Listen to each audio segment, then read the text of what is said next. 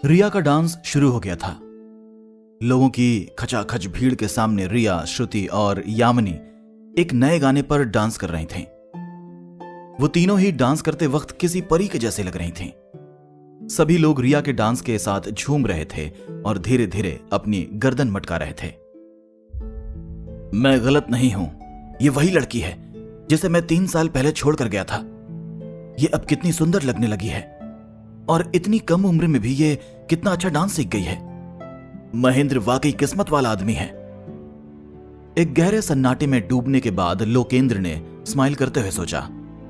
फिर वो रिया को डांस करते हुए देखने लगा। इसके बाद उसने प्रेम की तरफ देखा जो रिया को देखकर स्माइल कर रहा था। 3 साल में ये बिल्कुल अलग तरह का आदमी बन गया है। अगर मैं इससे कहीं और टकराता तो शायद मैं इसे पहचान ही नहीं पाता। लोकेंद्र ने प्रेम की तरफ देखकर सोचा और उसकी नजरें जैसे मून केक पर पड़ी, उसने अपनी आईब्रो ऊपर की और वो दोबारा सोच में डूब गया। महेंद्र तो ठीक से आलू भी नहीं उबाल पाता था, क्या ये चीजें खाने लायक भी हैं? अब तक 8 काल भक्षी इकट्ठे हो गए थे और सभी लोग एक्साइटेड होकर रिया की तरफ देख रहे थे। उनको अपना टारगेट मिल गया था, जिसे ढूंढने के लिए वो पिछले कई दिनों से पागलों की तरह यहां वहां घूम रहे थे। रिया आज उनके सामने खड़ी थी। शायद अब जाकर उनकी खोज पूरी हो चुकी थी। टीम लीडर, अब हमें क्या करना चाहिए? पतले काल भक्षी ने पूछा। यह आधी बौनी लड़की है और इसकी उम्र भी 3 से 5 साल के बीच की ही है, लेकिन हम अभी ये नहीं कह सकते कि यह वही लड़की है जिसे हम ढूंढ रहे हैं। कुछ भी करने के पहले हमें इसके बारे में थोड़ी जानकारी निकाल लेनी चाहिए। हमेशा याद रखना, तुम लोग जो भी करो छुप कर करना। यह सेलिब्रेशन खत्म होने के बाद ही हम कुछ कर सकते हैं, नरप्पा ने धीमी आवाज में कहा। सभी काल भक्षियों ने सीरियस होकर उसकी बात पर अपना सिर हिला दिया। नरप्पा ने चारों तरफ देखा और उसकी नजरें एक लंबे चौड़े नौजवान पर पड़ी और वो उसकी तरफ चला गया। अरे सुनो दोस्त, वो डांस करने वाली छोटी लड़की कौन है? वो वाकई बहुत सुंदर है, नरप्पा ने कहा। क्या तुम यहां नए हो? तुम्हें इतना भी नहीं मालूम? वो मारिया रेस्टोरेंट के ओनर की बेटी है। उस नौजवान ने नरप्पा को जवाब दिया और वापस मुड़कर स्टेज की तरफ देखने लगा। इस तरह का जवाब मिलने के बाद नरप्पा को बहुत गुस्सा आया, लेकिन उसने अपना गुस्सा दबा लिया। तो तुम ये कहना चाह रहे हो कि रेस्टोरेंट का ओनर इसका बाप है? नरप्पा ने कंफर्म करते हुए कहा। अरे यार, अगर वो उसकी बेटी है तो वो उसका बाप ही हुआ ना। ऐसे बेवकूफों जैसे सवाल पूछना बंद करो, नौजवान आदमी ने जवाब दिया। नरप्पा ने खुद को काबू में रखकर अपनी कटार पर से अपना हाथ हटा लिया, वरना उसका बहुत मन था कि वो इस आदमी को इसके जवाब देने के तरीके के कारण मौत के घाट उतारते। क्या ये रेस्टोरेंट ओनर सिंगल फादर है? क्या वही आदमी है जो स्टेज पर बोल रहा था? इस छोटी लड़की की मां कहां है? नरप्पा ने स्माइल करते हुए पूछा। तुम रिया को अगवा करने की कोशिश करने वाले हो ना? नौजवान चौकन्ना हो गया और संदिग्ध तरीके से नरप्पा को देखकर उसने कहा। बिल्कुल नहीं, मैं तो बस जानना चाह रहा था, नरप्पा ने हंसते हुए कहा। उसने अपने कपड़ों के अंदर अपनी कटार को कसकर पकड़ लिया था, जबकि बाकी काल भक्षी अलग अलग तरफ से आगे बढ़ने लगे थे। अरे इस बात को मानने से डरो मत, सभी रिया को अगवा करना चाहते हैं क्योंकि वो काफी प्यारी है, नौजवान ने हंसते हुए कहा। फिर उसने नरप्पा को ऊपर से लेकर नीचे तक देखा और बोला, हालांकि तुम्हें इस बारे में फिर भी भूल जाना चाहिए। जरा अपने आप को तो देखो, तुम तो रिया को ही लड़ाई में नहीं हरा सकते, फिर उसके पापा को हराने की तो बात ही छोड़ो। नरप्पा ने राहत की गहरी सांस ली और अपनी कटार से हाथ हटा लिया। उसी समय उसने अपने हाथ का इशारा करके अपने बाकी साथियों को भी रोक दिया। हालांकि नरप्पा अभी भी उलझन में था। यह आदमी आखिर इस बात से क्या कहना चाहता था कि मैं रिया को लड़ाई में भी नहीं हरा सकता? ये छोटी लड़की तो अभी मुश्किल से 4 साल की ही होगी, जबकि मैं तो 4थे लेवल का कातिल हूं। अगर मैं अपने मिशन पर ना होता तो अभी इस आदमी को गाजर मूली की तरह काट काट कर अलग कर देता, नरप्पा ने सोचा। वो वाकई में बहुत प्यारी है। भले ही नरप्पा इस आदमी को मारने की अपनी इच्छा को दबा रहा था, लेकिन फिर भी वो स्माइल कर रहा था। फिर उसने स्टेज के किनारे खड़े आदमी की तरफ देखा और उसे महेंद्र के साथ जोड़ने की कोशिश करने लगा। हालांकि उसकी हर बात महेंद्र से अलग थी, वो तो बल्कि महेंद्र से ठीक उल्टा था। साथ ही साथ नरप्पा को जब महेंद्र की फाइल दी गई थी तो उसमें एक बात बार बार लिखी थी कि महेंद्र पूरी तरह से अपंग हो चुका है और वो इस चीज से कभी भी रिकवर नहीं हो सकता। इसी कारण नरप्पा को मालूम था कि महेंद्र एक आम इंसान की तरह खड़ा नहीं हो सकता और ना ही चल सकता है। क्या यह आदमी वाकई महेंद्र है या नहीं? नरप्पा ने उलझन में पड़कर सोचा। जब रिया का डांस खत्म हुआ तब सभी ने तालियां बजाकर जी भरकर तारीफें की। इसके बाद प्रेम दोबारा अनाउंसमेंट करने के लिए स्टेज पर चढ़ गया। प्रेम ने सभी से लाइन बनाकर मून केक लेने की बात कही। सभी एक एक करके अपने मून केक लेते जा रहे थे। प्रेम 8 फ्लेवर्स में से कुल 2 मून केक ही दे सकता था, क्योंकि आज करीब 2000 लोग यहां इकट्ठे हुए थे। ठीक तभी लोकेंद्र प्रेम के पास आया और उसने मून केक के लिए अपने हाथ बढ़ाए। मैं वो वाले मून केक खाना चाहूंगा, लोकेंद्र ने कहा। प्रेम ये आवाज सुनकर हैरान हो गया। उसने लोकेंद्र की तरफ ध्यान से देखा और तभी उसकी नजर लोकेंद्र की आंख के पास निशान पर पड़ी। अरे ये वही है। प्रेम के दिल में लहरें उठने लगी। वो पहचान गया था कि महेंद्र प्रताप की यादों में इस आदमी का सबसे इंपॉर्टेंट रोल था। उसे मालूम था कि 3 साल पहले जो हुआ उसके बाद यही आदमी महेंद्र को बचाकर ककाओ गांव लाया था और यह जगह उसे खरीद कर दी थी। पूरी दुनिया में अगर किसी को पता था कि महेंद्र प्रताप कहां है तो यह वही आदमी था, जिसका नाम लोकेंद्र सिंह था। हाँ, प्लीज एंजॉय कीजिए। प्रेम ने अपने इमोशंस को छुपाकर स्माइल करते हुए लोकेंद्र को मून केक देकर कहा। हाँ बिल्कुल, लोकेंद्र ने स्माइल करते हुए कहा और वहां से चला गया। वो भी प्रेम यानी कि महेंद्र प्रताप को पहचान गया था और उसने मन में कहा, ये वही है। लेकिन प्रेम अब चौकन्ना हो गया था। उसे मालूम था कि करूर में अगर किसी को भी यह बात मालूम हुई कि लोकेंद्र उससे मिलने आया था तो शायद प्रेम के सारे राजों से पर्दा उठ जाएगा, क्योंकि लोगों को इस बारे में पहले से ही शक था कि लोकेंद्र को महेंद्र प्रताप के बारे में मालूम है और एक छोटी आधी बौनी लड़की का होना प्रेम की असली आइडेंटिटी को कंफर्म करता था। प्रेम को लगता था कि सब कुछ उसके काबू में था, लेकिन वो शायद भूल चुका था कि दुनिया पलक झपकते ही बदल जाती है। मैं भी 2 मून केक लेना चाहूंगा, नरप्पा ने प्रेम के पास आकर कहा और उसने अपने हाथ आगे कर दिए।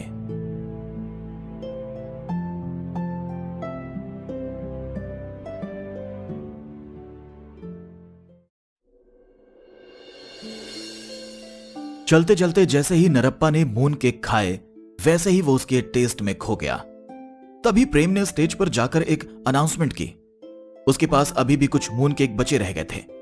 उसने कहा कि अगर कोई स्टेज पर आकर किसी भी तरह की परफॉर्मेंस देगा तो उसे बदले में मून केक के किसी भी फ्लेवर वाला बॉक्स दिया जाएगा। साथ ही साथ उसने बताया कि ये मून केक रेस्टोरेंट के मेनू में ऐड नहीं होंगे और अगले साल ही ये दोबारा दिए जा सकेंगे। पहले उत्कर्ष के साथियों ने डांस करने की बात की, लेकिन उत्कर्ष के जवाब के बाद वो लोग उम्मीद हार गए।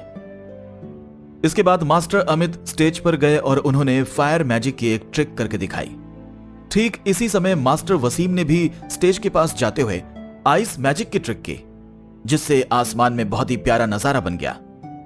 प्रेम ने उन दोनों को एक एक बॉक्स दिया, लेकिन दोनों ने उन 8 फ्लेवर्स में से अपनी पसंद का बस एक ही फ्लेवर लेने की बात कही। यह देखकर उत्कर्ष के अंदर भी हौसला आ गया और उसने भी परफॉर्मेंस देने की बात कही। उत्कर्ष और उसके साथियों ने लावा डीमंस का रिचुअल डांस परफॉर्म किया, जिसके बाद प्रेम ने उन्हें 2 बॉक्स दिए। इसके बाद बहुत से लोगों ने अलग अलग तरह से परफॉर्मेंस दी। प्रीति और लवी ने भी परफॉर्म किया, लेकिन उनकी परफॉर्मेंस किसी को भी पसंद नहीं आई। इसके बाद रिया, श्रुति और यामिनी ने एक और डांस परफॉर्मेंस दी और उसके बाद सभी अपने अपने रास्ते चले गए। सब खत्म होने के बाद प्रेम ने श्रुति, यामिनी, प्रीति और लवी को एक एक बॉक्स और दिया, क्योंकि इन लोगों ने प्रेम की मदद की थी। सभी के जाने के बाद प्रेम ने रिया को एक प्यारी सी कहानी सुनाई। जब प्रेम रेस्टोरेंट के अंदर जाने ही वाला था तभी कोई लंगड़ता हुआ प्रेम की तरफ आया। ये लोकेंद्र था। उसने प्रेम से मून के खरीदने की बात कही। अगले ही पल प्रेम ने उसे रेस्टोरेंट के अंदर बुला लिया। प्रेम ने सबसे पहले सीढ़ियों से ऊपर जाकर रिया को सुला दिया। बटुक ये सब होता हुआ देख रहा था। जैसे ही बारिश शुरू हुई तो बटुक बारिश की आवाज में मारिया रेस्टोरेंट के पास चलकर आ गया। बटुक को नहीं मालूम था कि 3 साल पहले महेंद्र प्रताप के साथ क्या हुआ था, लेकिन उसे महेंद्र प्रताप को ढूंढकर मारने के लिए बहुत बड़े इनाम की लालच दी गई थी, इसलिए उसके दिमाग में बस वही धुन सवार थी। काल भक्षी भी वरुण की दुकान के पास एक शेड के नीचे छुपे हुए थे। टीम लीडर, हमने उनकी जानकारी निकाल ली है। रेस्टोरेंट के ओनर का नाम प्रेम प्रताप है और उसकी आधी बौनी लड़की का नाम रिया है। किसी को भी उनके पास्ट के बारे में कुछ भी नहीं मालूम। उन्होंने करीब 1 महीने पहले ही एक रेस्टोरेंट खोला था और उसका बिजनेस काफी अच्छा चल रहा है, पतले कालभक्षी ने कहा। प्रताप। नरप्पा प्रेम का पूरा नाम सुनकर हैरान हो गया था। महेंद्र प्रताप को सभी सिर्फ महेंद्र के नाम से ही जानते थे। बहुत ही कम लोगों को महेंद्र का पूरा नाम पता था और नरप्पा उनमें शामिल था। नरप्पा प्रेम और महेंद्र में कनेक्शन जोड़ने की पूरी कोशिश करने लगा। उस रेस्टोरेंट ओनर को मार दो और उसकी बेटी को उठा लाओ, इसके बाद हम तुरंत ककाऊ गांव छोड़कर चले जाएंगे, नरप्पा ने आदेश दिया। लेकिन टीम लीडर, क्या ये रेस्टोरेंट ओनर वाकई महेंद्र है? महेंद्र एक शेफ बनकर ककाऊ गांव में रेस्टोरेंट कैसे चला सकता है? पतले प्राणभक्षी ने कहा। मैंने तुमसे जो कहा है तुम लोग बस वही करो। ककाऊ गांव में मैं ही तुम्हारा सबसे बड़ा ऑफिसर हूं, नरप्पा ने सीरियस होकर कहा और आगे बोला। फैल जाओ और रेस्टोरेंट को चारों तरफ से घेर लो। जैसे ही वो विजिटर बाहर आएगा हम अपना काम शुरू कर देंगे। ठीक है, सभी कालभक्षियों ने कहा।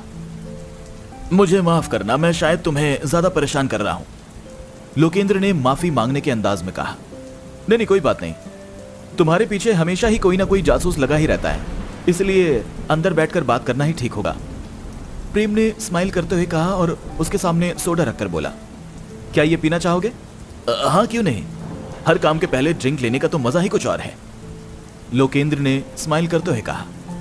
मैं शर्त लगा सकता हूं कि पूरी दुनिया में किसी को भी यह विश्वास नहीं होगा कि महेंद्र अब एक शेफ बन गया है और वो बहुत ही शानदार मून केक भी बनाने लगा है, लोकेंद्र ने थोड़ी देर चुप रहने के बाद कहा।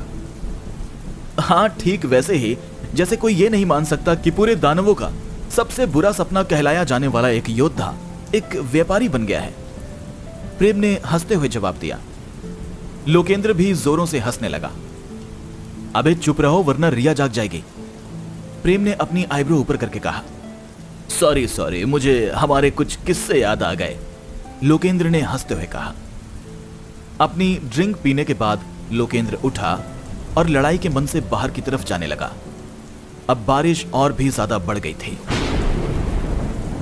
जैसे ही लोकेंद्र बाहर निकला तो प्रेम भी उसके पीछे पीछे अपनी तलवार और छाता लेकर चला गया।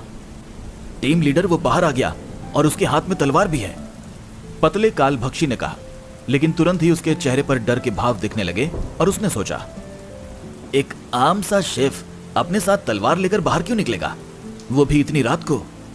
अगर नरप्पा वाकई सही है और ये आदमी महेंद्र प्रताप ही है तो ये हम सभी को मार नहीं देगा। लगता है ये वाकई महेंद्र है और उस लंगड़े आदमी का इसके साथ कोई ना कोई कनेक्शन तो जरूर है। लगता है ये वही आदमी है जो महेंद्र को 3 साल पहले यहां लेकर आया था। हमें इन दोनों को मारना होगा, नरप्पा ने शांत रहकर कहा। उसे महेंद्र के बारे में जितनी भी जानकारी मिली थी उस हिसाब से महेंद्र बहुत ज्यादा चोटिल था और उसका रिकवर होना बिल्कुल नामुमकिन था। इस सब के बाद उसका तलवार चला पाना तो इस जन्म में संभव ही नहीं था। हालांकि महेंद्र का नाम सुनते ही सभी के दिलों में दहशत भर गई थी।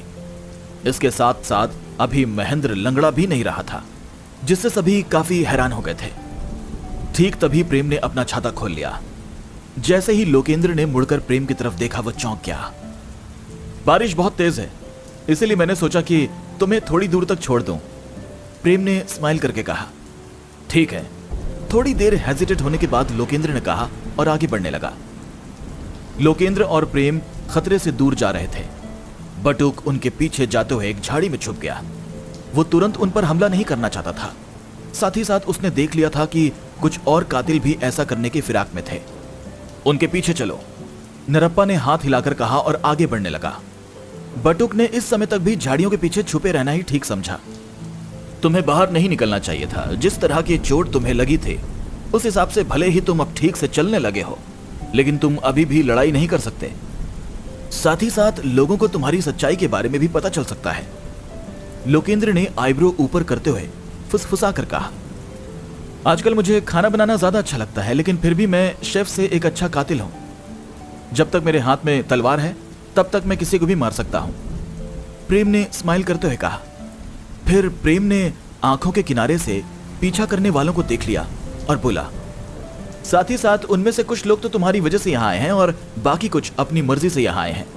अगर उनके खबर फैलाने से पहले मैंने उन्हें नहीं मारा तो मेरी सच्चाई वाकई सबके सामने आ जाएगी, इसीलिए इन्हें तो मरना ही होगा। तुमने तलवार बदल ली? लोकेंद्र ने प्रेम की लंबी तलवार को देखकर पूछा। अभी के लिए यह तलवार ज्यादा बेहतर है। साथ ही साथ मेरी पुरानी तलवार को मेरी याद के तौर पर शाही महल में रखा गया है ना?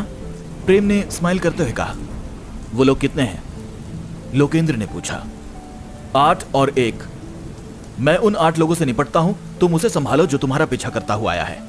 हमें जल्दी ही करना होगा, अगर उनमें से कोई भी भाग गया तो हम परेशानी में पड़ सकते हैं।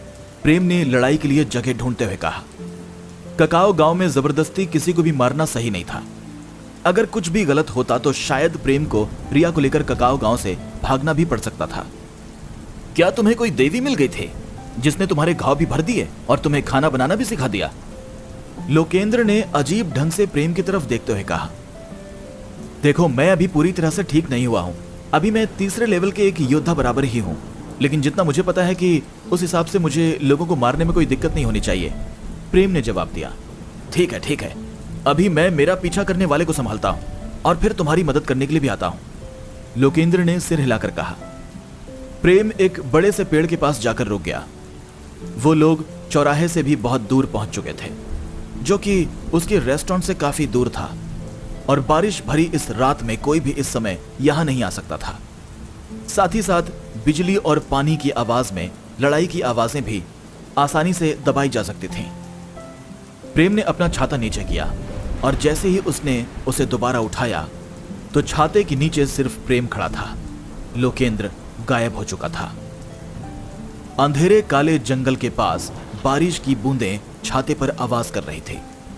तभी नरप्पा रुका और उसने धीरे से सीटी बजाई। सारे कालभक्षी प्रेम से कुछ ही दूर पर रुक गए और हमले के सिग्नल का इंतजार करने लगे। भले ही प्रेम महेंद्र से बिल्कुल अलग दिखता था, लेकिन फिर भी सभी कालभक्षियों के दिलों की धड़कनें बढ़ चुकी थीं। मुझे इस बात से कोई फर्क नहीं पड़ता कि तुम महेंद्र हो या नहीं, लेकिन तुम आज मेरे हाथों से ही मारे जाओगे, नरप्पा ने कसकर अपनी तलवार पकड़ते हुए कहा और सीटियां बजाईं। फिर उसने अपनी तलवार बाहर निकाली और प्रेम की तरफ बढ़ने लगा। ठीक तभी 5 लोग अलग अलग डायरेक्शन से प्रेम की तरफ बढ़ने लगे। दूसरी तरफ बचे हुए 2 कालभक्षियों ने अपनी छड़ियां निकाल ली और किसी तरह का मंत्र तैयार करने लगे।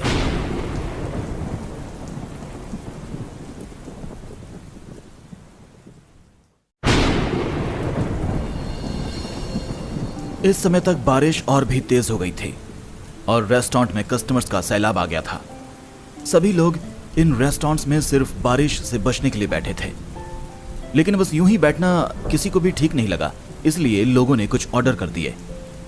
ज्यादातर रेस्टोरेंट्स में वही कस्टमर्स बैठे थे जो मारिया रेस्टोरेंट के मून फेस्टिवल से लौट रहे थे और उन्हें तेज बारिश से बचने के लिए किसी पनाह की जरूरत थी।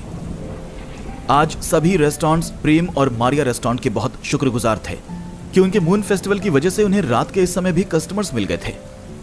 कुछ ओनर्स ने तो यहां तक भी दुआ मांग ली थी कि काश मारिया रेस्टोरेंट्स ऐसे फेस्टिवल्स रोज ही मनाता रहे। दूसरी तरफ प्रेम के दिमाग में फिलहाल दूसरे जश्न का ख्याल भी नहीं था। वो तो अभी बस अपनी तरफ बढ़ रहे 6 कातिलों से निपटने के बारे में ही सोच रहा था।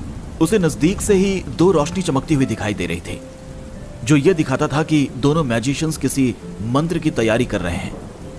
किस्मत से ये दोनों शुरुआती लेवल के मंत्र थे, जिसका साफ मतलब था कि इन दोनों में से कोई भी इंटरमीडिएट मैजिशियन नहीं था। इस सिचुएशन में बस यही प्रेम के लिए हौसले की बात थी। अगर इतने सारे दुश्मनों के बावजूद अगर उसे इंटरमीडिएट मैजिशियन का भी सामना करना पड़ता तो वो शायद काफी बुरी सिचुएशन में फंस सकता था। यह ठीक वैसी ही रात थी जैसी 3 साल पहले आई थी। उस रात 10वें लेवल के सभी मैजिशियन पीछे रुककर हमला कर रहे थे और 10वें लेवल के योद्धा, डीमंस और बाकी लोग उसकी तरफ हमला करने के लिए भाग रहे थे। उस रात की सभी यादें आज प्रेम के दिमाग में छपी हुई थीं।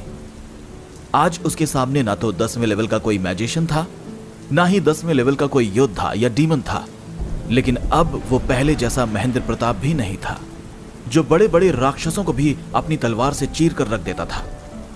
आज उसके दुश्मन काफी तैयारी के साथ आए थे। उनमें से 6 योद्धा थे और 2 मैजिशियन। ऐसी चीजें शाही सेना में नहीं देखी जाती थी, तो इसका मतलब तो यह साफ था कि ये लोग छोटे राजकुमार के लोग थे। उनके मूवमेंट से प्रेम यह समझ गया था कि उनमें से 2 लोग 4थे लेवल के थे और बाकी सभी 3रे लेवल के। अच्छा तो ये बात है। प्रेम ने सारी चीजों को एनालाइज करते हुए कहा। अभी अभी प्रेम को तीसरे लेवल के योद्धा के बराबर ताकत मिली थी और उसने एक रात पहले ही तलवारबाजी के कुछ नए पैंतरे सीखे थे। प्रेम ने सिस्टम से एक ऐसी तलवार ले ली थी जो उसके अभी के लेवल के हिसाब से एकदम सही बैठती थी। आज प्रेम दोबारा से जीने और मरने के बीच में खड़ा था, लेकिन अगर इस बार वो हारा तो शायद कोई उसे जिंदा नहीं छोड़ेगा। इसलिए आज प्रेम अपनी जिंदगी के लिए लड़ना चाहता था। आज प्रेम की किस्मत अच्छी थी जो उसका वो दोस्त और साथी उसके साथ था जिसने उसके साथ कितनी ही लड़ाइयां लड़ी थीं। तभी प्रेम ने अचानक ही अपना छाता छोड़ दिया, जिससे छाता तेजी से आवाज करता हुआ जमीन पर जा गिरा। अगले ही पल प्रेम नरप्पा की तरफ तीर की तरह टूट पड़ा। प्रेम के दिमाग में महेंद्र प्रताप की तलवारबाजी के बहुत से तजुर्बे बाकी थे, जो अलग अलग लड़ाइयों में खड़ी हुई परेशानियों से निपटने के तरीके थे। सिर्फ ताकत के बूते पर कोई भी इस दुनिया का सबसे अच्छा योद्धा नहीं बन सकता था। ताकत के साथ साथ दिमाग का होना भी बहुत जरूरी था, वरना महेंद्र प्रताप तो उसी दिन मर चुका होता जिस दिन उसे राक्षसों के आइलैंड में घेरा गया था। हालांकि उस दिन भी महेंद्र ने अपने घावों को भूलकर कई ताकतवर राक्षसों को काट कर फेंका था। उस दिन भी किसी राक्षस ने इतनी हिम्मत नहीं की थी कि महेंद्र प्रताप को रोक ले, क्योंकि शायद उनके अंदर ऐसा करने की ताकत ही नहीं थी। ये आठों कातिल वाकई काफी ताकतवर थे। खास तौर पर अभी प्रेम की कंडीशन जैसी थी उस हिसाब से ये लोग कड़ी टक्कर देने के लिए काफी थे। साथ ही साथ इनमें तीसरे लेवल के 2 मैजिशियन भी शामिल थे जो दूर से मंत्र पढ़कर ही काफी कुछ कर सकते थे। तीसरे लेवल के मंत्रों से बचना प्रेम के लिए कोई आम बात नहीं थी। इसी कारण प्रेम को एक शानदार रणनीति की जरूरत थी और ऐसे में उसने इन लोगों के लीडर को मारना ही बेहतर समझा। ये रणनीति हमेशा उस समय काम आती थी जब हमला करने वालों की गिनती बहुत ज्यादा हो। नरप्पा ने अपनी तरफ आते हुए प्रेम को देखा और उसके सीने में उसका दिल उछाल मारने लगा। उसकी आंखों का डर एक पागलपन में बदल गया और उसके हाथ की लंबी तलवार हिलने लगी। हालांकि उसकी तलवार एक्साइटमेंट के कारण हिल रही थी, ना कि नर्वसनेस के कारण। महेंद्र अब पहले की तरह नहीं रहा था, वरना वो दूर से तलवार चलाकर ही नरप्पा को मौत के घाट उतार सकता था। जबकि अब वो इस हाल में था कि उसे खुद आगे आकर नरप्पा पर हमला करने की जरूरत पड़ गई थी। महेंद्र इस दुनिया का सबसे बड़ा योद्धा माना जाता था। इसके बाद भी आज वो नरप्पा पर हमला कर रहा था, जबकि उसके मूवमेंट सिर्फ दूसरे लेवल के योद्धा के बराबर ही लग रहे थे। नरप्पा को यह बात मालूम नहीं थी कि कैसे महेंद्र अपनी चोटों से बाहर निकला था, क्योंकि वो घाव भरे नहीं जा सकते थे।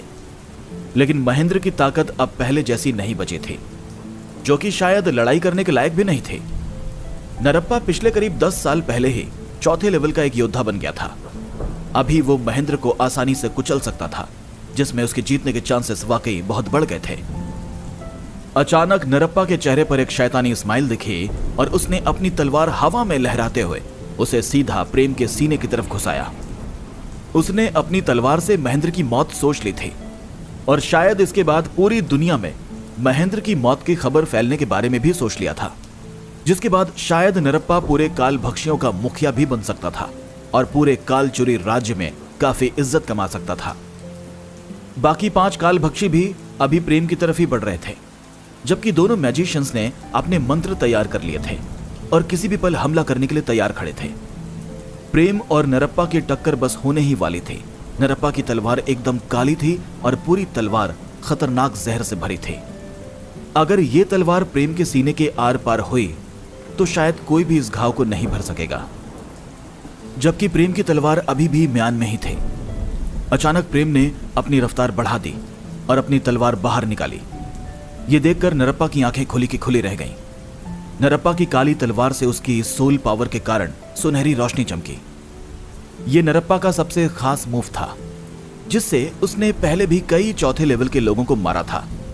हालांकि जब प्रेम ने अपनी तलवार को ऊपर की तरफ से लहराया तो नरप्पा का दिल डूबने लगा।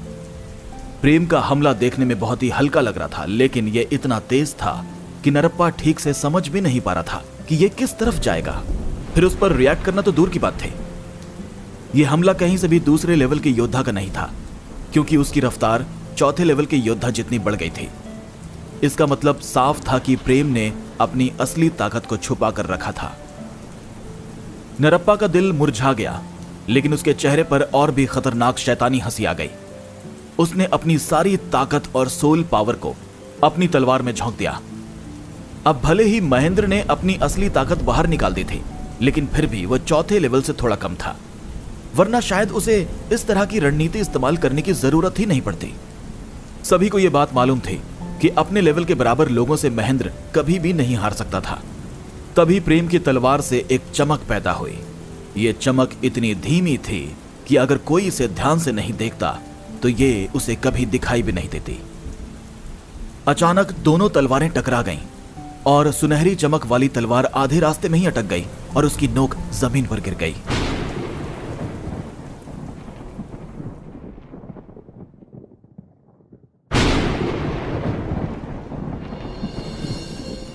नरप्पा ने अपनी जिंदगी में बहुत सी चीजें देखी थी।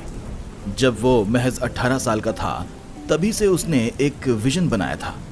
इसी उम्र में उसके पिता ने उसे यूनिफॉर्म दी थी और वो एक योद्धा बन गया था। इसके कुछ ही दिनों बाद उसके पिता को मार दिया गया क्योंकि वो बड़े परिवारों के खिलाफ खड़े कुछ लोगों का साथ दे रहे थे। हालांकि वो बड़े लोग एक योद्धा बन जाने के बाद भी नरप्पा की पहुंच से बाहर थे। वो भी वंश वृक्ष वाले सिस्टम का शिकार था। यहां तक कि नरप्पा ने उन लोगों के खिलाफ आत्मघाती हमला भी किया, लेकिन सब बेकार ही गया। नरप्पा अपने पिता की मौत का बदला लेने के लिए तड़प उठा था।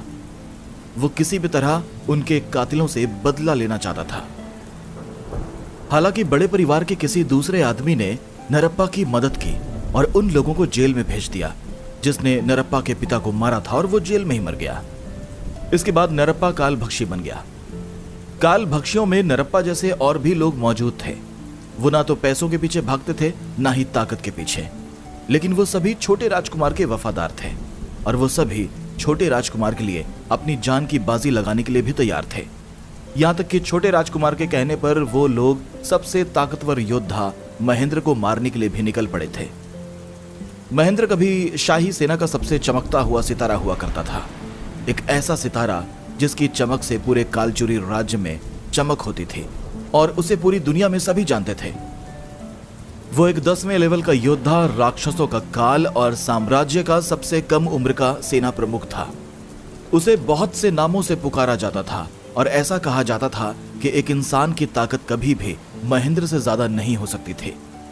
भले ही अपने चोटों के कारण महेंद्र अपंग हो चुका था, लेकिन नरप्पा को लगता था कि फिर भी वो नरेंद्र के आगे कुछ भी नहीं था।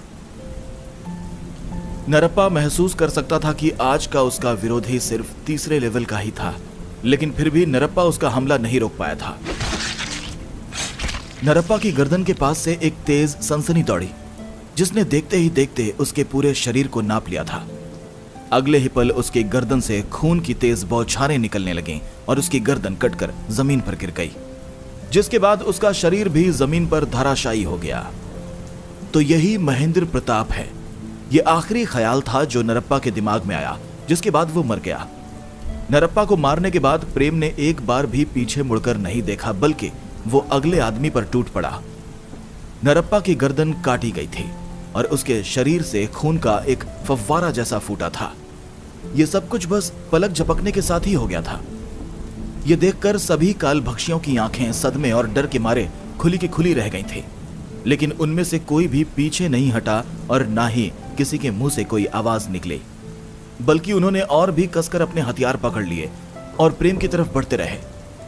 उन्हें यह मिशन पूरा करना ही था, भले ही इसकी कीमत उन्हें मरकर ही क्यों ना चुकानी पड़े, वरना अगर वो यहां से भाग निकलते तो शायद उन्हें मौत से भी बदतर कुछ देखने को मिल सकता था। भले ही नरप्पा को एक झटके में मार दिया गया था, लेकिन वो लोग प्रेम के हमले से समझ चुके थे कि वो अभी 4थे लेवल तक रिकवर नहीं हुआ था। उसने बस अपनी ताकत छुपाकर नरप्पा को झांसा देते हुए अपनी रफ्तार बढ़ाकर हमला किया था और उनके बीच की लड़ाई खत्म हो गई थी। अभी भी 7 काल भक्षी जिंदा थे और उन्हें परेशान होने की कोई भी बात नहीं लग रही थी। साथ ही साथ अगर वो लोग महेंद्र को मारने में कामयाब हो गए तो उन्हें इनाम में इतना पैसा और इतनी ताकत मिल सकती थी जिसके बारे में सोचा भी नहीं जा सकता था। बस इतना ही उन लोगों के लिए बहुत काफी था। खतरनाक हवा की ब्लेड्स। एक मैजिशियन ने प्रेम की तरफ अपनी छड़ी करके मंत्र छोड़ा और हवा में बड़ा सा बवंडर दिखने लगा। हवा की हरी पीली ब्लेड्स भयानक तरीके से झूमने लगीं और मिट्टी, पत्थर और पत्तियों को उड़ाती हुई प्रेम की तरफ बढ़ने लगी। आग की मार। दूसरे मैजिशियन ने भी उसी समय अपना मंत्र छोड़ दिया। अगले ही पल एक लंबी सी आधे चांद जैसी आग की ब्लेड आवाज करती हुई बवंडर से भी तेज रफ्तार में प्रेम की तरफ बढ़ने लगी। बाकी काल भक्षी भी प्रेम की तरफ इस तरह से बढ़ रहे थे कि बचकर निकलने की कोई भी जगह नहीं बची थी। तेज हवा से बहुत पेड़ उखड़ गए। पानी से भीगी पत्तियां आग की चपेट में आकर जल गईं। जैसे जैसे आग की ब्लेड आगे बढ़ती गई वैसे वैसे बाकी काल भक्षी भी आगे बढ़ते गए। प्रेम बिल्कुल शांत होकर अपनी जगह पर ही खड़ा रहा। अचानक ही उसने अपने पास के एक पेड़ में लात मारी और अपनी जगह बदल ली। ऐसे ही उसने 2 और पेड़ों के साथ किया और अपनी तलवार एक काल भक्षी के पास पहुंचकर लहराने लगा। तभी अचानक एक कटार ने प्रेम के हाथ को चीर दिया। इसके बाद उस कटार का जहरीला किनारा प्रेम के घाव के बहुत नजदीक से होकर निकल गया। हवा और आग की ब्लेड्स प्रेम के पीछे जाकर टकरा गई और दोनों मंत्र बेकार हो गए। तभी प्रेम ने एक काल भक्षी के दिल में अपनी तलवार घुसाकर उसे घुमा दिया और दोनों मैजिशियंस की तरफ जाने लगा। उसे रोको, चौथे लेवल का एक काल भक्षी बोला। वो समझ चुका था कि प्रेम आखिर में क्या करना चाह रहा था। अपने 2 साथियों को इतनी तेजी से मरता हुआ देखने के बाद काल भक्षियों पर प्रेशर बढ़ चुका था। साथ ही साथ प्रेम ने नरप्पा को मारा था, वही नरप्पा जो उन सभी काल भक्षियों में सबसे ताकतवर था। और फिर उसने सबसे कमजोर काल भक्षी को भी मौत के घाट उतार दिया था। किसी को भी नहीं मालूम था कि प्रेम ने कत्ल करने के लिए यह तरीका क्यों चुना, और वो ये भी जानते थे कि अब प्रेम किसे अपना शिकार बनाने वाला था। प्रेम के इंटेंशंस बहुत साफ थे। वो सबसे पहले दोनों मैजिशियंस को निपटाना चाहता था। दूर से हमला करने वाले दोनों मैजिशियंस लड़ने में बिल्कुल ही कमजोर थे और वो बस अपने साथियों के प्रोटेक्शन पर ही निर्भर थे। हालांकि ये दोनों अपनी टीम के लिए बहुत जरूरी थे, इसलिए कोई भी उन्हें किसी भी हाल में मरने नहीं दे सकता था। दोनों मैजिशियंस भी प्रेम के इंटेंशंस समझ चुके थे और इतनी परेशानी के बाद भी उन्होंने अपने प्रेजेंस ऑफ माइंड से अपने सामने 2 मैजिक शील्ड बना ली। ठीक तभी उनकी छड़ियां चमकने लगीं और वो और भी ज्यादा ताकतवर मंत्र के लिए ताकत जुटाने लगे। उन्हें मालूम था कि अगर वो कैसे भी करके थोड़ी देर तक प्रेम को रोक लेंगे तो उनके साथ ही प्रेम को मौत के घाट उतार देंगे। उन्होंने जिन मैजिक शील्ड का इस्तेमाल किया था वो वफादारों की बिल्डिंग वालों ने उन्हें बनाकर दी थी, जो कि 5वें लेवल का हमला झेल सकते थे। इसलिए उन्हें पूरा भरोसा था कि वो प्रेम के हमले को रोक सकते थे।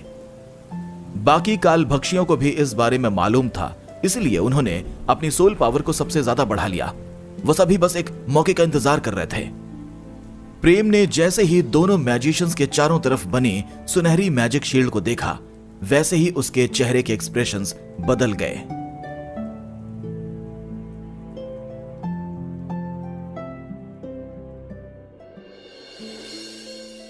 भविष्य बताने वाले ने एक बार बटुक से कहा था कि वो बहुत लंबी जिंदगी जिएगा और उसका मरना बहुत कठिन है।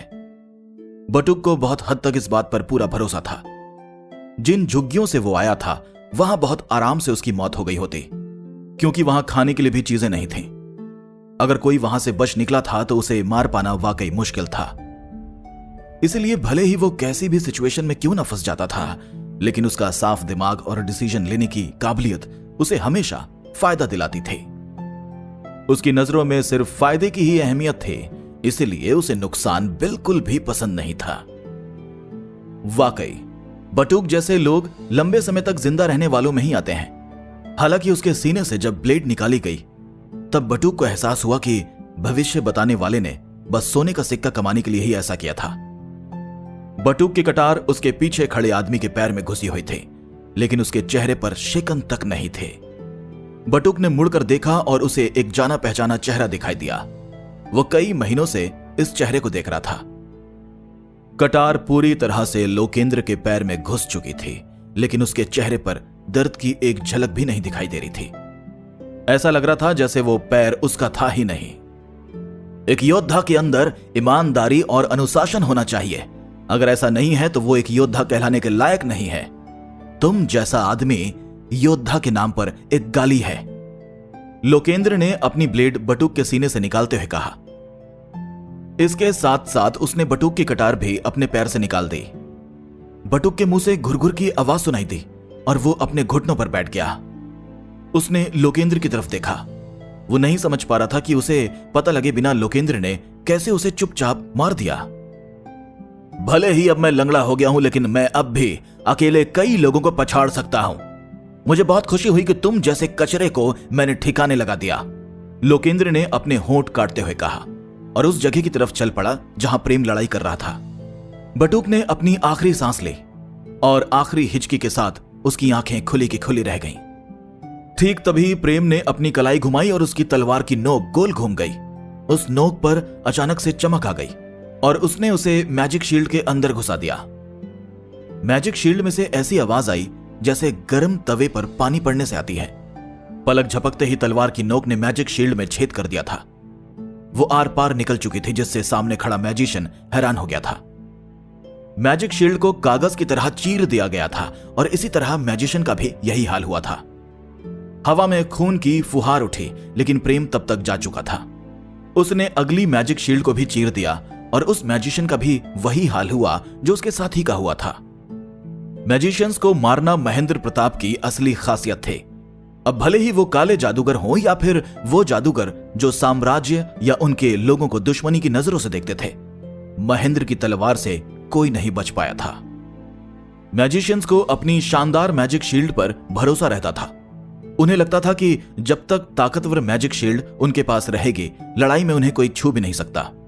हालांकि महेंद्र इस बात में भी अलग था। उसे एक बार वफादारों की बिल्डिंग जाने का मौका मिला था और वो इतिहास का सबसे छोटा जादूगर बनने की कगार पर था। करूर की उसकी पहली ट्रिप के दौरान ही उसकी जादुई ताकत का नमूना दिख गया था, जिसके बाद कई जादूगरों ने उसे अपना स्टूडेंट बनाने के लिए आपस में लड़ाई भी की थी, लेकिन उसने बाद में सभी को मना कर दिया था। महेंद्र सिर्फ और सिर्फ योद्धा बनना चाहता था और मैजिशियन बनने से वो अपने रास्ते से भटक सकता था। एक योद्धा के तौर पर, खास तौर पर वो योद्धा जो सीमाओं पर खड़े होकर साम्राज्य की रक्षा करता है, उसे हर तरीके से विरोधियों और तबाहियों का सामना करना था। इन विरोधियों में जो मैजिशियंस अलग अलग तरह की मैजिक शील्ड लेकर चलते थे, वो सबसे ज्यादा परेशानी खड़ी करते थे। मैजिशियन के खिलाफ लड़ाई में अगर मैजिशियन एक जैसे लेवल का होता था तो उसकी मैजिक शील्ड उसे और ज्यादा फायदा दिलाती थे। इसलिए महेंद्र ने अपने खुद के तलवारबाजी के तरीके बनाए, जहां उसने अपनी जादुई काबिलियत को अपनी तलवारबाजी के साथ मिला दिया। काफी एक्सपेरिमेंट्स करने के बाद महेंद्र ने एक ऐसा तरीका ढूंढ निकाला जिससे वो बड़ी से बड़ी मैजिक शील्ड को भी। इस तरीके के बारे में ज्यादा लोगों को नहीं मालूम था और जिन्हें भी मालूम था वो मारे जा चुके थे। अपनी तलवार दूसरे मैजिशियन के सीने से निकालने के बाद प्रेम पूरी तरह से घिर चुका था। 4 तलवारें एक साथ उसकी तरफ ही बढ़ने लगीं और ये सभी तलवारें अलग अलग तरफ से उसकी तरफ ही आ रही थीं। अब प्रेम के पास बचकर निकलने का कोई तरीका नहीं बचा था। प्रेम ने अपने पीछे की तरफ तलवार लहराई और पीछे से उसके दिल की तरफ बढ़ने वाली तलवार को रोका। ऐसा करते हुए उसने उस तलवार को थोड़ा और धकेला, जिससे तलवार पकड़ने वाली की उंगलियां ही कट गईं। इसके बाद उसने अपनी तलवार ऊपर की तरफ कर ली और अपनी तरफ आ रही तलवार को 2 टुकड़ों में काट दिया और पीछे की तरफ कूद गया। तभी 3 छोटे छोटे तीर उसके चेहरे के पास से निकले और ठीक तभी प्रेम ने एक और कालभक्षी के पेट में अपनी तलवार घुसा दी। पलक झपकते ही प्रेम चारों खतरनाक हमलों से बच निकला था और कत्ल करने आए एक आदमी को बुरी तरह से घायल भी कर चुका था। हालांकि वो अभी भी सुरक्षित नहीं था। एक छोटी सी तलवार पीछे से उसकी कमर की तरफ आई। उसने बचने की कोशिश भी की थी, लेकिन फिर भी उसके फटे कपड़ों में से एक घाव बन गया। 2 उड़ते हुए चाकू उसके कान के पास से निकले, जिससे उसके कुछ बाल भी कट गए। अगर उसने इधर उधर कूदने की कोशिश की होती तो इनमें से एक चाकू उसे भी छेद जाता। जिन कालभक्षी के पेट में घाव था वो दर्द में डूबा था, लेकिन फिर भी उसने हार नहीं मानी और अपनी छोटी तलवार प्रेम की तरफ लहराई। प्रेम की तलवार अंधेरे में नाच रही थी और उसके माथे पर पसीना भी आ चुका था। उसका शरीर अभी अभी 3रे लेवल पर आया था, लेकिन इसके बाद भी उसने इतने कम समय में 4 लोगों को मौत के घाट उतार दिया था। उसने अपने शरीर की सोल पावर लगभग खत्म कर ली थी। साथ ही साथ वो ऐसे खतरनाक रास्ते पर चल रहा था जिससे वो किसी भी पल अपनी जिंदगी खो सकता था। तुम जैसे लोग हमेशा सबकी नाक में दम करते रहते हो, किस्मत से इस बार मुझे ज्यादा देर नहीं हुई। किसी को पता चल पाता इसके पहले ही लोकेंद्र उस घायल कालभक्षी के बगल में दिखा। उसने अपनी लंबी तलवार को आगे की तरफ घुमाया और ठीक वैसा ही घाव बनाया जैसा प्रेम ने बनाया था। यह देखकर बचे हुए 3 कालभक्षियों का दिल सदमे में धक रह गया। उन्होंने इस लंगड़े आदमी को प्रेम के साथ चलते हुए देखा था, लेकिन उनका पूरा ध्यान हमेशा से प्रेम पर ही था, इसलिए किसी ने भी लोकेंद्र पर ध्यान ही नहीं दिया। इसी कारण जब वो अचानक आया तो उन सभी को काफी सरप्राइज हुआ, यहां तक कि लोकेंद्र ने आकर तुरंत ही उनके एक साथी को मार गिराया। प्रेम ने इस मौके का फायदा उठाया और पास के एक पेड़ पर अपना हाथ मारा, जिससे वो 3 कालभक्षियों के घेरे से बाहर निकल गया। इसके बाद वो आखिरी चौथे लेवल के योद्धा के पास पहुंचा। कई बार तलवारें टकराने की आवाजें आई, जबकि लोकेंद्र तीसरे लेवल के 2 योद्धाओं से निपटने लगा। 10 मिनट बाद प्रेम ने चौथे लेवल के उस योद्धा के गले पर अपनी तलवार रख दी। कुंवर नारायण ने तुम्हें भेजा है ना?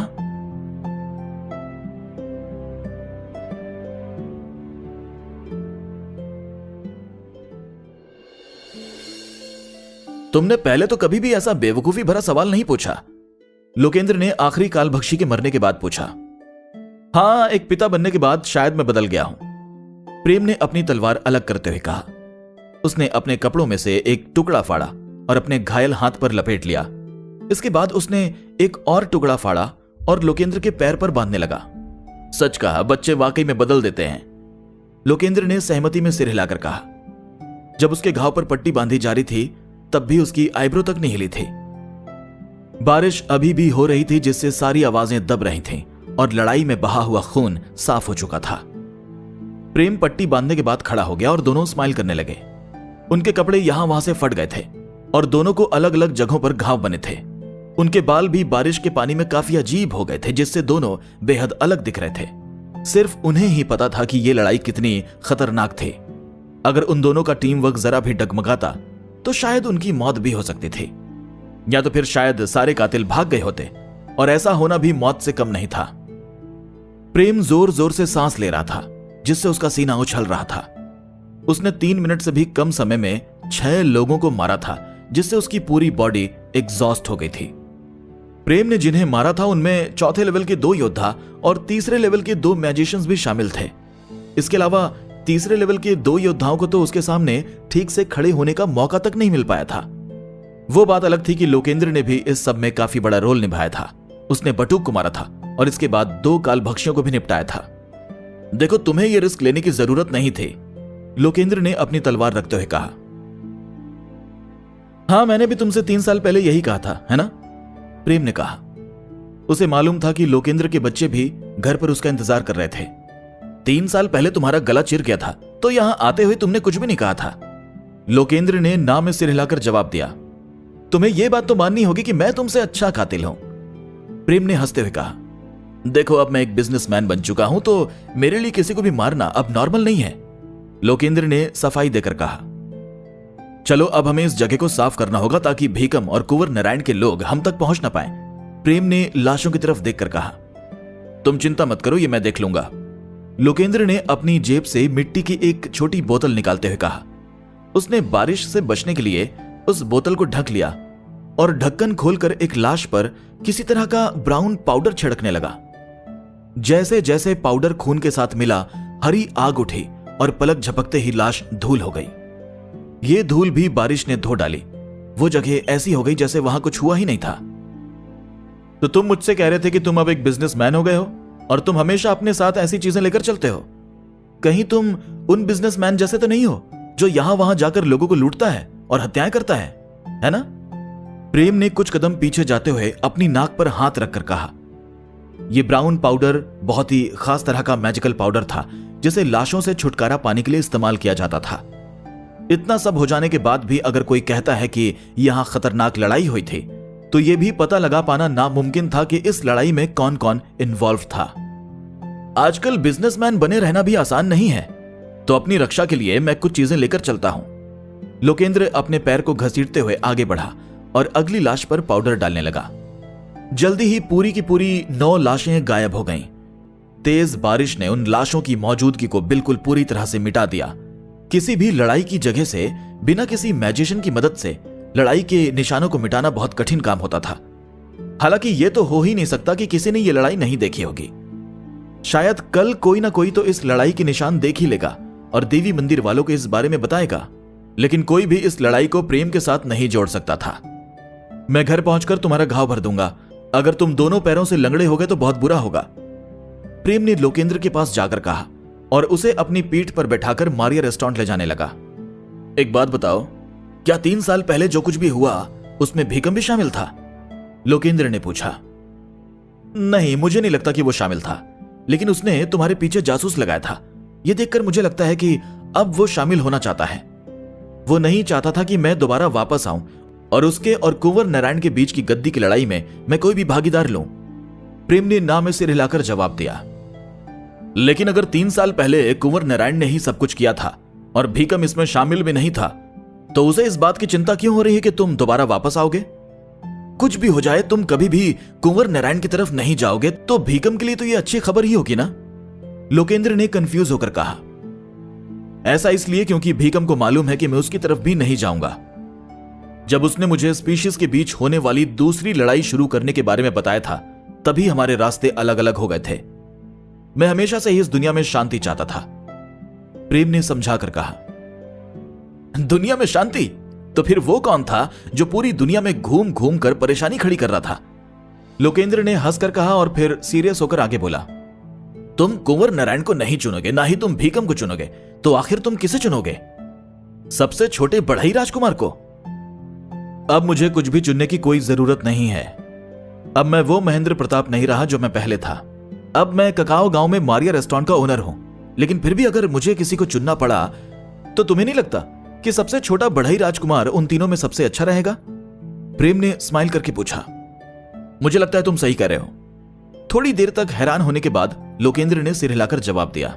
दोनों लोग मारिया रेस्टोरेंट वापस आ गए और उन्होंने रास्ते में अच्छे से देख लिया कि कोई भी बारिश में बाहर नहीं निकला था। प्रेम ने दरवाजे लगाने के बाद सिस्टम से प्रोफेशनल ग्रेड की फर्स्ट एड किट मांग ली। लोकेंद्र का घाव अच्छे से साफ करने के बाद प्रेम ने उसमें टांके लगाए और दवाई लगाकर पट्टी बांध दी।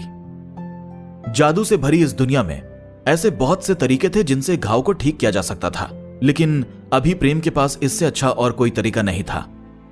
प्रेम के इलाज में भी थोड़े आराम के साथ और समय गुजरते गुजरते घाव जल्दी भर सकता था और लोकेंद्र का पैर दोबारा से ठीक हो सकता था। आखिर किसने सोचा था कि तुम खाना बनाने के साथ साथ घाव भी ठीक करना सीख जाओगे? मैं ये जानने के लिए काफी क्यूरियस हूं कि तुम्हारे साथ पिछले 3 सालों में क्या क्या हुआ। लोकेंद्र ने क्यूरियस होकर प्रेम से पूछा। यह एक राज है, प्रेम ने रहस्यमयी तरीके से जवाब देकर कहा और लोकेंद्र के लिए एक ग्लास सोडा ले आया। लोकेंद्र ने एक गहरी सांस लेकर ढेर सारा सोडा एक बार में ही पिया और सेटिस्फाई होकर लंबी सांस छोड़ी।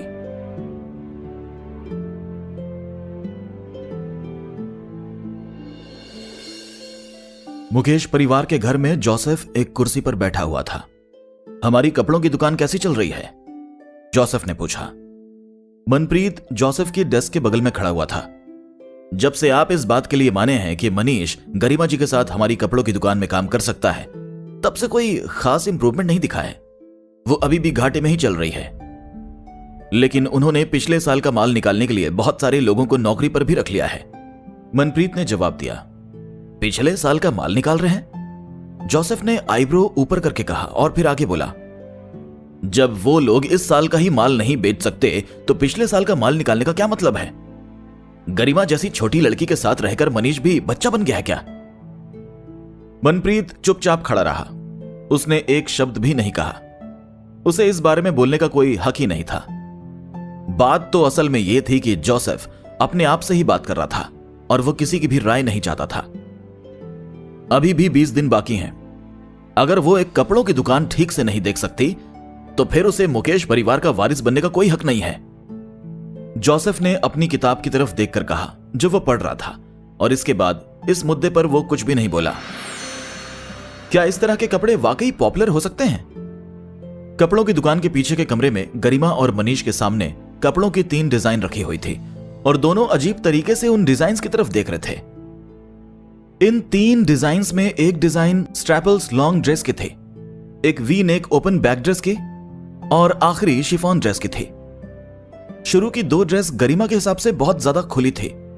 पहले गरिमा कपड़ों के बारे में बहुत रूढ़िवादी सोच रखती थी और अब भी अपने हाथ दिखने वाली ड्रेस पहनने में उसे काफी झिझक होती थी। अगर उसे ऐसी ड्रेस पहनने को बोला जाए जिसमें उसके कंधे, उसकी पीठ का हिस्सा जैसी चीजें दिखें, तो शायद वो ऐसा सपने में भी ना सोच पाए। साथ ही साथ ककाओ गांव में बाकी महिलाओं को भी इस तरह की बोल्ड ड्रेस पहनने में कठिनाई हो सकती थी।